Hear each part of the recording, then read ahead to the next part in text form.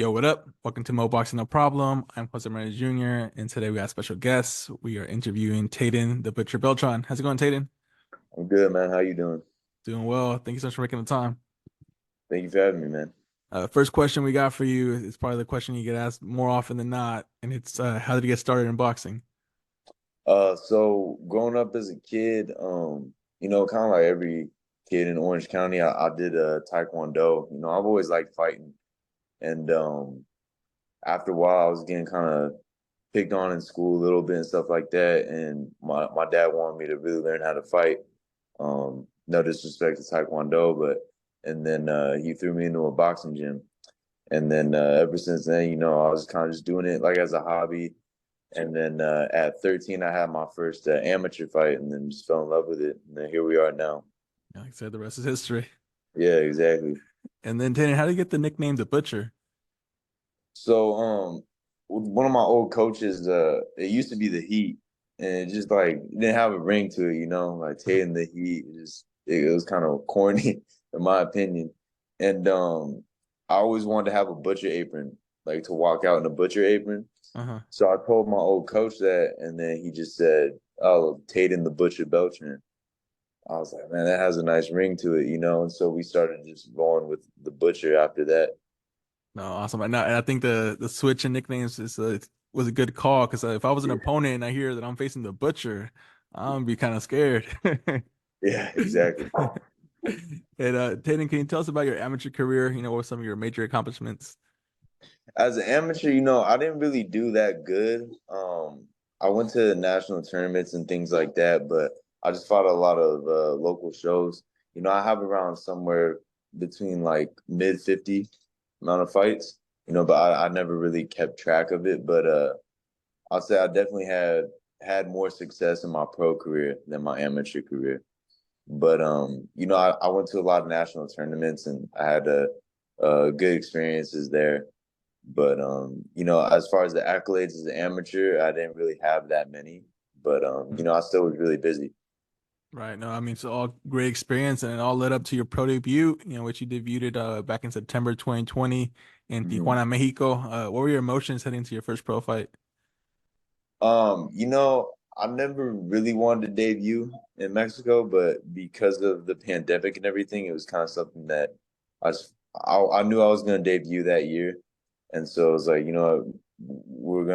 weren't sure how long things were going to be on hold, so we went over to Mexico, but it's funny because leading up to the fight, I wasn't nervous, and then right when they're announcing the fights when we're facing off, that's when they all kicked in. And it was a fun fight, man. The guy that I fought, he came to win. And so it wasn't just like sometimes you hear about the fights in TJ that Hmm. they're not gonna have that much of a pushback. But I could say for my first professional fight, it was definitely an experience that I'm gonna take with me throughout my career. Nice. Yeah, and we heard some wild stories from people that have fought in TJ. Sometimes I guess the weight gets changed last minute because the opponent comes in super overweight. Mhm. Yeah, and then they'll try to pull a fast one on you too because they don't measure in pounds, right? So Oh, then they'll weigh, and then they'll like. So I debuted at 132, and then my guy came in at 135, and so it was supposed to be 132, but there's a bunch of things that go on over there. But luckily we're not fighting over there anymore. right. Yep. Eventually you made your way to fight here in the US, Mhm. September 2021. That was also the only blemish on your record. That was a majority draw to Darren Mhm. Leba. What can you tell us about that fight and what did you learn from the draw? You know, I took that fight on a week and a half notice, and Mm. he was supposed to fight somebody else, and then that opponent I think came down with COVID, and then so I took that opponent's place. Um, you know, I remember a promoter said to me that when you take a draw on the B side, it means you won. He was a real tough opponent. I could have thrown a brick at his head and he would have kept walking. And he could really take a punch. It was a tough fight. But for me, I'm glad that it happened because it just made me train harder and it just made me take certain things a little more seriously that at the time maybe I wasn't taking as seriously. But I don't like to consider it. so much a blemish, but more of a learning experience. And some guys have learning experience. It easily could have been a loss, but Mhm. I'm just glad that it was a draw, and I feel like I won. A lot of the people that were there felt like I won, and so I mean, all I could do is just move on and move forward. Absolutely. And then, last time out was also your first six rounder. You went the distance for a unanimous decision win. How did you feel stamina wise? Did you feel you could kind of keep going? Hey man, I felt great. I was really surprised. Not surprised, but my first 6 round fight. I mean, that's definitely in the back of my head. I've never done a 6 round fight. How am I gonna do? Right? I trusted my training. I trained hard, so I knew I was gonna be okay. But I felt just how I did the first round, and then the 6th round, I felt the same. And so that just really shows how hard I work and how well my team is pushing me. And it was a great fight. And it was a very active fight too. There wasn't I don't think there was a moment where we were just both waiting on each other. We were just throwing bombs the whole way through. Yeah, no doubt. It was definitely a fan friendly fight. Mm-hmm. And then you'll be back in the ring on February 10th at the Thunder Mm-hmm. Studios here in Long Beach. It's going to be a CBN Promotions card. What Mm-hmm. can fans expect to see from you on that night? I think you guys can expect to see a completely different fighter, a smarter fighter, but still the same aggressive fighter. Nice. And has your opponent for February 10th already been finalized? If yes, what can you tell us about him? No, we haven't had an opponent yet, so we're still waiting on an opponent as of right now. Gotcha. All right, so something soon. Um, and then, not looking past this upcoming fight, but if you can have a dream venue to headline one day, what would it be? Man, I have a few of them, but I feel like Madison Square Garden because I've never been to New York, and so Crazy. yeah, I always wanted to go to Madison Square Garden and just fight there, and then kind of see New York a little bit after. Definitely. And then, of course, great venue needs an opponent for it. So is there a dream opponent you would have in mind? Right now, man, I'm just taking them as they come to me. When I get to that level, I'm sure it'll be any of the guys that are in the top 10 for sure. I see myself without a doubt being in that bracket. So when I get to that point, any one of those guys, I'd be happy to fight. Definitely. And, it's kind of on the same track, future. What weight class do you plan to win your first title at? 135. 135? Mhm. Nice. It's definitely the hot division right now. Yeah, right. And then who's been the hardest puncher you've been in the ring with, either in sparring or a pro fight?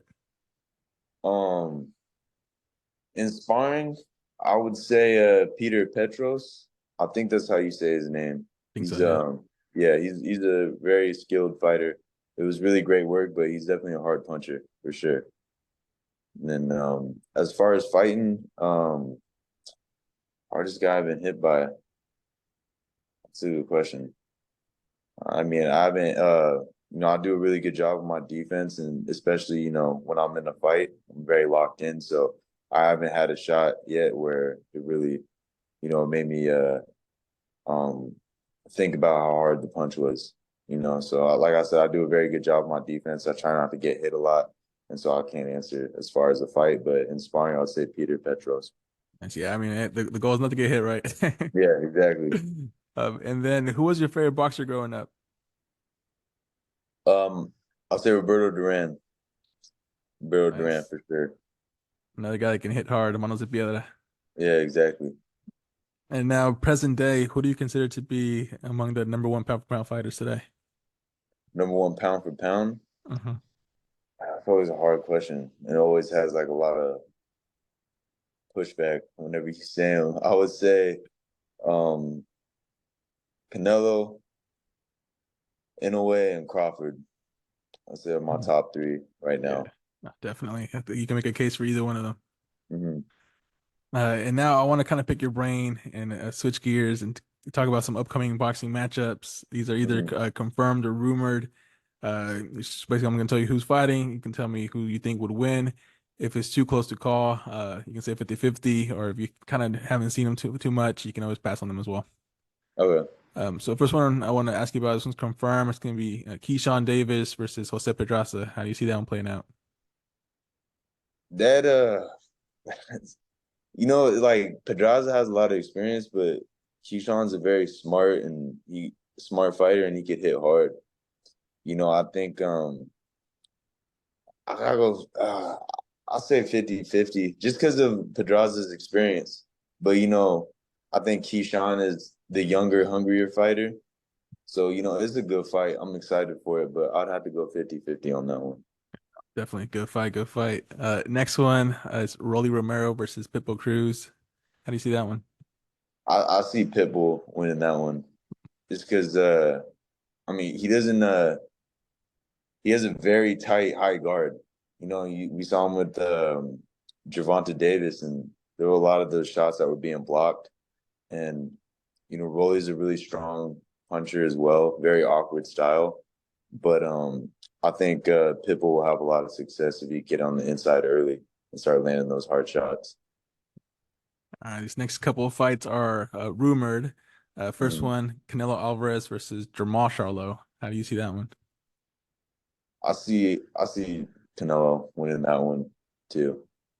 I think Canelo is he's the Kobe of our generation. You know, Aside from his last fights, people want to say certain things, but I think he's gonna pull that one off. Definitely. And then the last one, rumored Jaime Munguia versus Edgar Berlanga. That's a tough one too. I'm gonna have to go with Jaime Munguia on that one. I think he really showed a lot of this last fight with Ryder. Like he looked really good. A lot of people I've heard in boxing talk negatively about his resume, but with how he looked against Ryder, I feel like he's definitely should be given more respect than he has been given. And we haven't seen Berlanga in the ring for a while, and so I think that will come to be a factor. And I can see Jaime Munguia winning that fight. Another good fight though. I hope that one happens for sure. Yeah, hopefully. And I agree with you. I think Jaime Munguia opened a lot of people's eyes because Ryder was a Mhm. full-fledged 168 pounder and he got him out of there. So, And Ryder's good too, man. Like, I mhm. mean, he lost, but he's not a bad fighter. And I mean, look what I mean. Canelo couldn't knock him out. Um, Jaime Munguia knocked him out. You know, Mhm. so that doesn't always have a play in it, but I mean, it shows that he's levels above what most people thought he was. Absolutely. Coming back to you, Tayden, what are some things you like to do outside of boxing? Some of your interests and hobbies? Man, during my camps, I'm really locked in. I just come home, rest and train. But outside of that, I usually just spend a lot of time with my family, as much time as I can because during times like this, I'm away from them a lot, and family for me is one of the most important things. So after this fight, I plan on spending a lot of time with them, and then also a lot of time with my girlfriend as well. We live together, so unfortunately, she has to see me every day. But take more time to just go out and spend time with her. So I'll say spend a lot of time with my family, and I'm a big gamer, man. I love playing the game. Luckily, I can do that during camp.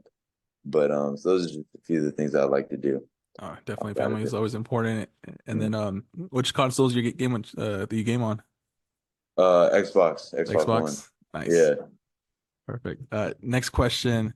As you mentioned, kind of the top of the hour, one of the things that kind of inspired you to get into boxing was the being bullied growing up. Mhm. And I know about 2 years ago, you went viral for being, the fighter to beat his high school bully in Mhm. sparring. You would care to elaborate on that story and kind of how that situation came to be where you ended up sparring him?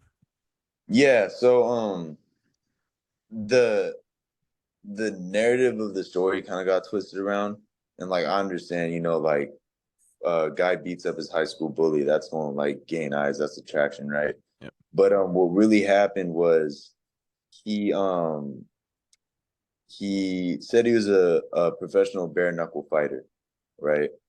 And me being a professional fighter, thinking that he was a professional fighter as well, that's why I allowed him to come to the gym and spar. If Hmm. it was just some random person, running their mouth on the internet, that would have never happened just because, like I said, I'm a professional. But he reached out to one of my friends multiple times harassing him. publicly on his Instagram, who's also a bare knuckle fighter, Mark the Shark Irwin. And I basically replied in a comment how absurd it was that he thinks he could beat up Mark.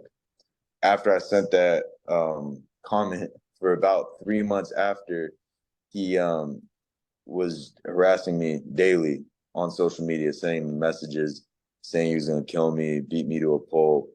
I grew up in the special education program, and he went to my high school. He was a few years above me.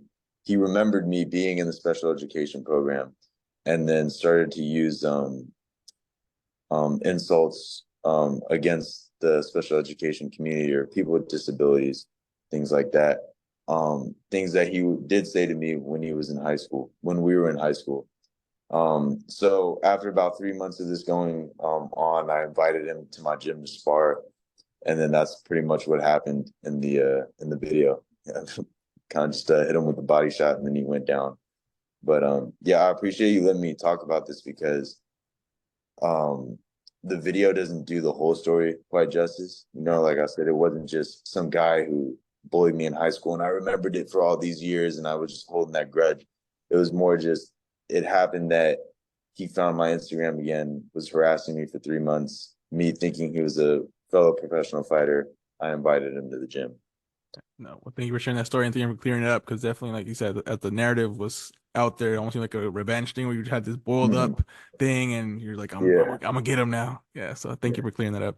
yeah, no problem. I mean, it Uh, felt nice. Don't get me wrong, it felt nice, but that wasn't the sole reason, yeah, definitely.